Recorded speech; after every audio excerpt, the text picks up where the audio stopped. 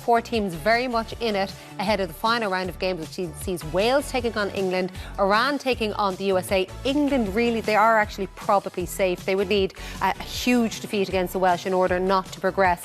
What Wales are probably looking for here is for a draw in the other game, and of course for them to win as well. From an English point of view, we saw Harry Kane there a moment ago. He had a shot just a short time ago. Richie, England's only shot in the entire second half. Yeah, and it was a header wide. Very difficult to try and explain that England performance. With the ball, they were slow and lacking ideas. Without the ball, they didn't really defend with much tenacity or energy. They played like, if you told me we're sitting watching a team who knew in the back of their mind that a clean sheet and a point was enough to progress, to succeed, to do the job, that would make sense. But it was so low energy, it was so flat, it was boring as hell to watch. If it wasn't England and it was, we know them all, I'd be tempted to switch it off. They brought on Grealish to try and make an impact. It was just awful stuff from England. America were superb. They did everything I said England did badly, they did really well. Yeah, was that the game plan for England, do you think, Stephen? Go out, point will do us, we're grand. Almost certainly do us. Surely it couldn't be. Surely they've got to go into that game thinking if we win this, we're guaranteed through, and then you can make changes in that last game, bring in players that you might need for later on in the tournament, the likes of Walker, the likes of Phillips. England were awful. They were really poor. Like, you're looking at Harry Kane there, and beforehand bigged them up, and there's so many players we spoke about. He was non-existent. Bellingham was a shadow of himself in the game the previous. Maybe they lacked the team they're playing against, but America looked so up for it. The USA were so energetic, so they drove, they pressed, they made it really hard to play between the lines for England. But all over the pitch, England struggled, apart from probably the man we highlighted as probably being their weakest link, which was Harry Maguire, and I think he was arguably the best player, clearing headers and making blocks. And for the amount of creative players England have, they were so uncreative. It was actually amazing. Well, Richie said that America were brilliant. Now, all three of you, but you in particular, Didi, said you were not expecting anything from the US side. Did people in here underestimate them, or were they made look better than they were, or did they just perform above themselves tonight? No, I think what we have to take into account, we spoke before the game about the distraction with the German team, whether it was or not or whatever. I think we've got to take into account the situation Iran faced before their first game. They never sang the anthem, potentially put themselves and their families at risk. And if we can discuss whether it was a distraction for Germany, but it certainly affected Iran's game. And two entirely different situations. Exactly, two entirely different situations. It certainly affected them, because then they had the keeper go off after 8 minutes with concussion, and before they knew they were 3-0 down and the game was finished. So I think we have to take that into account. We probably overestimated that result against Iran. We saw today that Iran is a good side, but that was desperate stuff today. And then to bring Henderson on and, a player like Foden, I just wonder, if you want to win the World Cup, I think you need Phil Foden at some stage. Now, Foden he'll be in the shower now, before the manager even comes in the dressing room, because he'll be thinking, what else has to happen for me to come on? And it was lackluster, it was no imagination, no urgency, no nothing. And they were lucky. If US had a cutting edge, they would have won the game, and probably should have won the game. And the only explanation I've got is maybe they watched the first game and they don't want to play Senegal or Ecuador. Maybe they want to play the Dutch, because if they finish second, they probably face the Netherlands. No, it was just too poor to be true. And Wales would be encouraged. They would have watched it. I know a lot has to happen for them to progress. Do they fancy their chances? I'm not too sure. But this was, as bad a performance as I've seen in this tournament. That's lots of severe criticism about the England performance, and it certainly wasn't pretty to watch, that's for sure. You surprised, Richie, at how nearly upbeat he seems in that? I think he was always going to do that. He was never going to come out and give the kind of quotes which would give the people who write headlines even more ammunition to throw back at the squad. So that's the kind of interview I expected from him. But some of the quotes, like, no game's easy. No one said this would be easy. No one said America would be a walkover. Sorry, the man beside you. Not easy. We all thought that England team has enough quality to beat that America team, and they do. Nobody, Harry Kane or any of those players, can look back at that tape when they watch the video and say, that's us playing anywhere near our capability. That's as quick as we can play, that's as creative as we can be, that's as purposeful as we can be. When they have the ball, this is as aggressive and as assertive as we can be when they have it.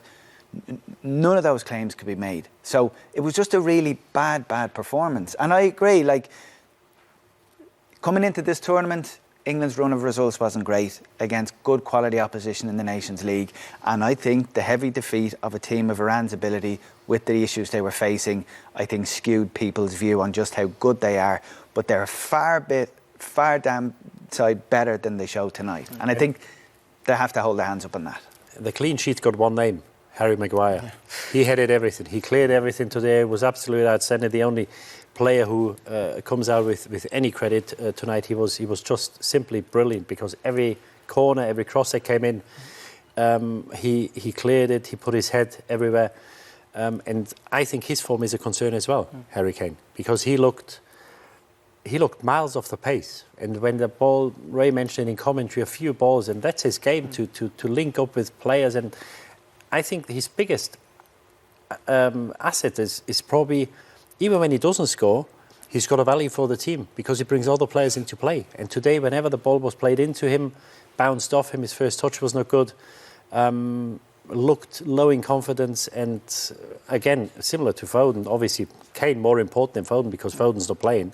At some stage, he's got to start scoring and start performing. He did okay in the first game, but I think that his form is a slight concern in the England camp. But nobody brought other players in. Jude Bellingham, the one we were all talking about. Now, I know you did say you have to temper it. He's only still very young. But he obviously was taken off, having not had an impact. But even singling out him seems unfair, because nobody had an impact on the England team. No, anybody from that midfield right through to attacking players, none of them covered himself in glory at all. They didn't have any urgency about them. There was no pace about the attack. There was no fluidity with the way they passed the ball.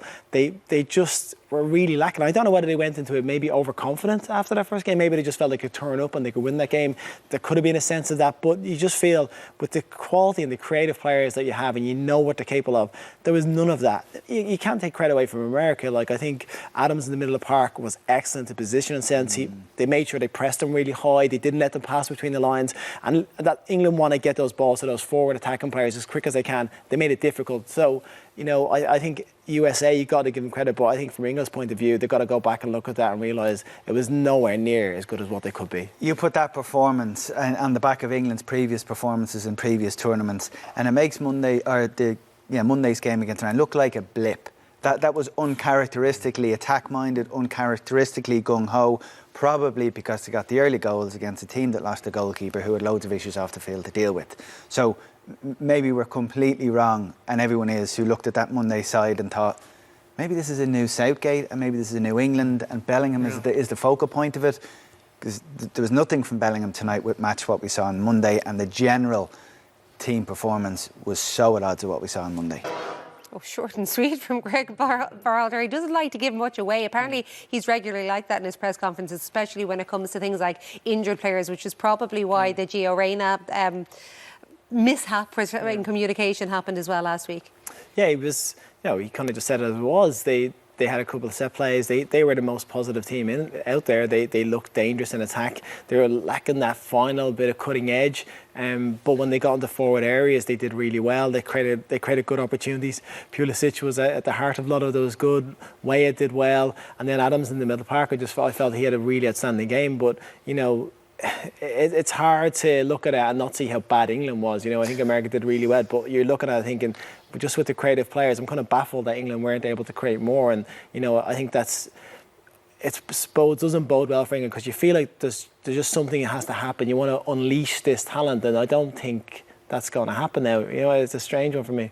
Well, how did we might get back to that later, the fact that you don't think it's going to happen to them, but how much did the American defending come into that? I mean, did their defence really stand up tonight? Yeah, it didn't. Whenever there was a challenge to make a 50-50 ball, the Americans always came out with the ball. Here it's a bit of a tangle in midfield. They win the ball, and defensively they've not been tested an awful lot. But when they had to defend, they covered for each other. They helped each other. And here's Adams. He was absolutely outstanding, as Stephen said. they just did what they had to do. And, we said at half-time with Ecuador, the way they play with each other, they want to help each other. They almost hope that a mate makes a mistake so they can cover for them. And that's what the Americans did. Everybody was there for each other. A really strong and united group, what we saw here tonight. The only thing I would say, if they do have to win on Tuesday, you've got to score a goal to win games. And for all the possession they had and for all the dangerous areas they got into, they didn't really test the keeper near enough. So they've got to find somebody who scores at least one, because it won't be easy against Iran to score. And that was the same as their performance against Wales the other day. For all the good that they did in the first half and all the energy and closing Wales down, they got the one goal but didn't really create a hell of a lot else. It was a really good goal, but then in the second half there was nothing. So over the 180 minutes or 200 or whatever it is now they all play, going forward and looking like a clinical team in attack is the area of most concerns. And they've had problems with choosing the centre forward that they can bet the house on, and they're still looking for one. We've been bigging up Wales, England, and we will continue to do so because we're really looking forward to that. But this is going to be some game because, as Didi and Richie were pointing out, the Iran we saw against England is not the Iran we should really be seeing on a regular basis. And the fact that England were able to score those 6 goals has skewed the group in some ways and changed the final day, because goal difference is what separates the teams. Well, yeah, it's made it, the fact that they got those 6 has changed the dynamics of it slightly, but both of these teams going to that last game still feeling like a chance they can go through.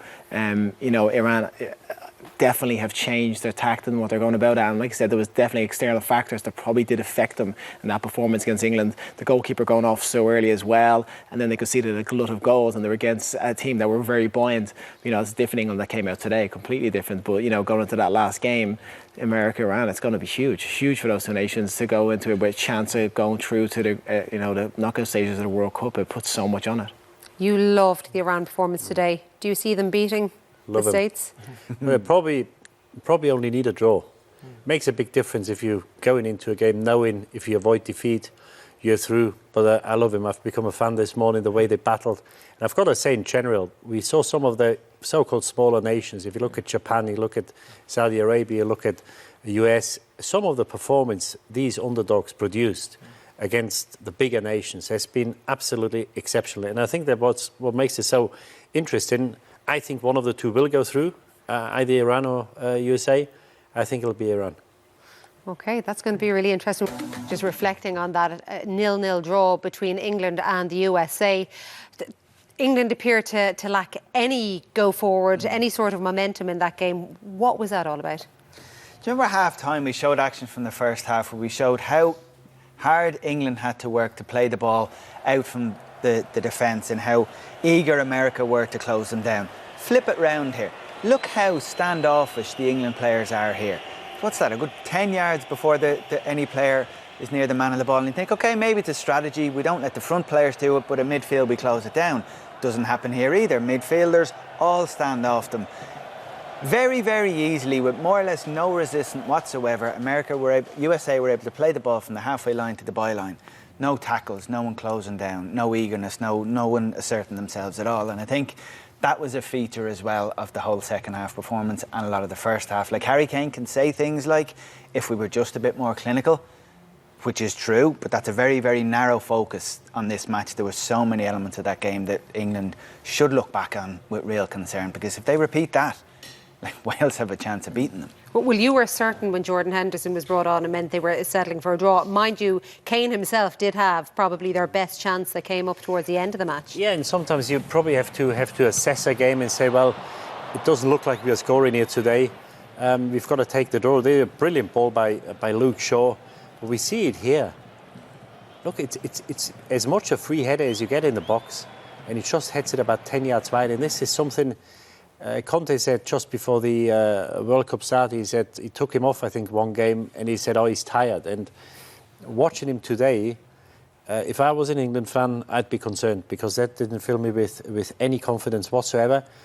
If you're low in energy, low in power, the legs are not good, it's very hard to get that back in a tournament. What about the manager, though? Are there going to be loads of questions asked about Gareth Southgate again? You said Jack Grealish should be on. He came on, showed a few sparks. Phil Foden, who appears to be having such an incredible season, just doesn't appear to be in his plans. There'll 100% be question marks about what he's done and why these teams don't. But, you go back to Richie's point and you're showing the shape. All these players that play for their clubs press high up the pitch and get after teams, and that's a huge factor in the way they play, because they play for the top 4 teams. Most of them play for the top 4 teams in the Premier League, and that's how their managers set them up to play, whether it's Klopp, whether it's Pep, and these managers. When you see for England, that for some reason there's a sense of reluctance to go after the ball, and I don't understand that. You're waiting for someone to unleash these players, because on paper, and what I see week in, week out in the Premier League, the English players that are on the pitch now are more often than not the standout performers for their teams in the UK, and it's baffling to me that a manager cannot get the same from them at the moment. And I know this could be a blip, this could be overconfidence, they could be, for whatever reason, they might come out the next game and blow Wales out of the park. But for that game was so lacklustre, it was really poor. Wrong manager? Is he not getting the most out of that set of players? Well, tonight's performance was very, very passive. I don't think the English press got massively over the top and said we're world beaters because we beat Iran. They will go massively over the top today and say they're all charlatans and should be all thrown out. Neither are true. Tonight was a very poor performance, but it's a continuation of a theme under Southgate. There's this sense that, like Harry Kane did, I think he mentioned the clean sheet about 3 or 4 times. That seems to be the focus. The way a team plays, it's about the mindset. And he will say, in the first game, I gave you 1 extra player in midfield, and it worked. But what Steven says, I think what the team needs is freedom. And he's a negative manager. And I think what will happen now, if he plays against a better team in the last 16, I think it gives him an excuse to say, I play the way you want it. Obviously, it didn't work against the US. We see how it works against Chelsea, and I go back. I think in the first knockout game, I guarantee you he plays 5 at the back again. Okay, it'll be very interesting to see. He might point to the fact that they were European finalists last year, they were World Cup semi-finalists 4 years ago, but I think they have even bigger ambitions than that for this tournament.